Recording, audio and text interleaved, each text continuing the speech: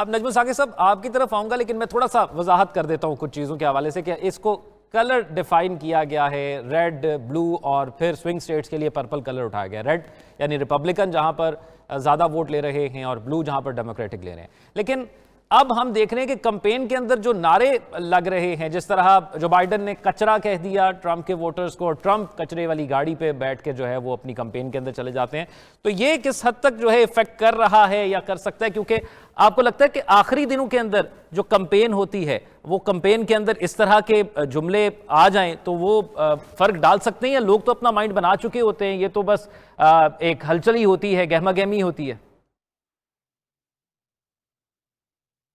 देखिए, इसीलिए तो इनको स्विंग स्टेट्स कहा जाता है कि लोगों ने तो अपने माइंड बनाए हुए हैं। जो डेमोक्रेट्स हैं वो डेमोक्रेट्स हैं और बरस हा बरस से हैं, जो रिपब्लिकन हैं वो रिपब्लिकन हैं, बरस हा बरस से हैं। क्यों कहा जाता है कि जी मिशिगन है, यानी आपकी पेंसिल्वेनिया है, कैरोलिना है, एरिजोना है, जॉर्जिया और नेवाडा है, इनको स्विंग स्टेट क्यों कहा जाता है? इसीलिए कहा जाता है कि यहीं पे ही फ़र्क पड़ेगा। और अभी तक की जो सूरत हाल है, कल रात 11-12 बजे तक, उसमें भी यही था कि फ़र्क बहुत थोड़ा सा ज़्यादा है।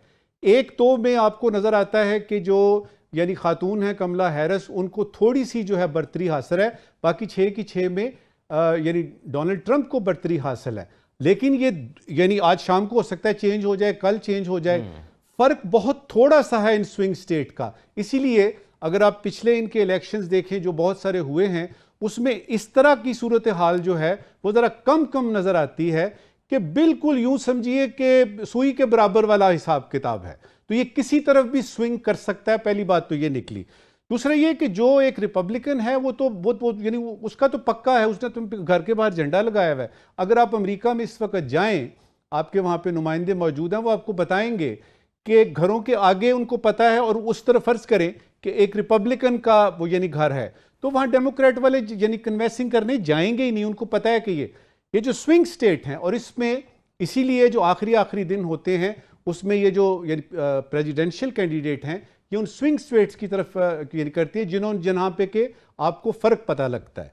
अगर आपको थोड़ी देर के लिए मैं पीछे ले चलूँ तो जॉर्ज बुश जो जूनियर थे, उसमें बिल्कुल वो जीत रहे थे यानी अल गोर साहब, और अचानक कोई 2 बजे यानी सुबह पाकिस्तान के टाइम के मुताबिक पता लगा जी कि नहीं, ये तो जॉर्ज बुश जीत गए हैं। तो इसका भी ध्यान रखना पड़ेगा। दूसरा एंगल इसमें यह है कि ये इलेक्शन जो हैं, ये चूंकि एक दफ़ा ऐसे हो चुका है कि उसमें यानी फ़र्ज़ करें मशीनें नहीं काम कर रही, कागज़ नहीं बाहर आ रहे, वोट नहीं गिने जा रहे, फिर और कुछ यानी इस तरह के जो एडमिनिस्ट्रेटिव इश्यूज़ हैं, वोट गिने नहीं जा सकते। अब उस सूरत में क्या होगा? एक तो पहले हम देख चुके हैं कि केस जो है वो सुप्रीम कोर्ट तक जाता है और फिर उसके बाद फैसला होता है। और फिर एक और चीज़, ये जितने भी सर्वे आपके पास आते हैं, अगर आपको इसकी हिस्ट्री का पता है, ख़ासतौर पे पिछले कोई 20-25 साल की जिसमें कि इलेक्शन हुए हैं, तो आप ये कह सकते हैं कि यानी ज़रूरी नहीं है कि हिलरी क्लिंटन के बारे में सारे कह रहे हैं सर्वेज कि जी ये हिलरी क्लिंटन जीतेगी, और पता ये लगता है कि डोनाल्ड ट्रंप जीत गए हैं।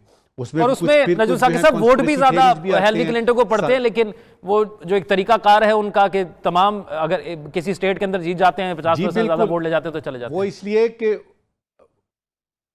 जी बिल्कुल इसी तरह से, क्योंकि ये 538 जो आपके इलेक्टोरेट है ना, इन्हीं में से ये वो होता है फैसला।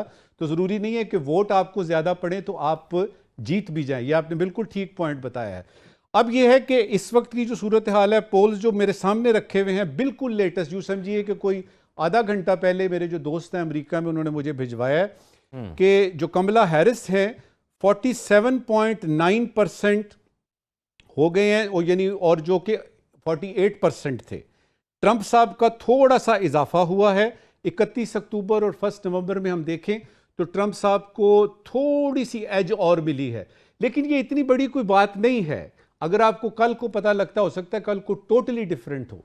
जो लग रहा है ना वो ये है कि ट्रंप साहब का जो मॉचो इमेज है, यहां पे मैं बात करूंगा, जब हमने स्क्रीन पे देखा गोली चलती है, उनके कान के पास से खून भी नजर आता है, तो एक एवरेज जो है ना अमेरिकन, जो अपने आप को कहता है कि जी मैं आई बिलोंग मेरी सुपर पावर जो है वो मेरा मुल्क है और हमें यानी सारी दुनिया पे रूल करना चाहिए, वहाँ पे ये जो तस्वुर है ना सुल्तान राय टाइप का माहौल, कि वो देखें जी उनको गोली लगी लेकिन उन्होंने इस तरह करके मुक्का दिखाया और ये कहा, तो अब उसमें अपील की भी बात आती है कि कौन, जरूरी नहीं है कि उसको बात करना अच्छा आता हो, जरूरी नहीं है कि वो यानी बराक ओबामा की तरह बहुत बड़ा कोई स्टेट्समैन हो।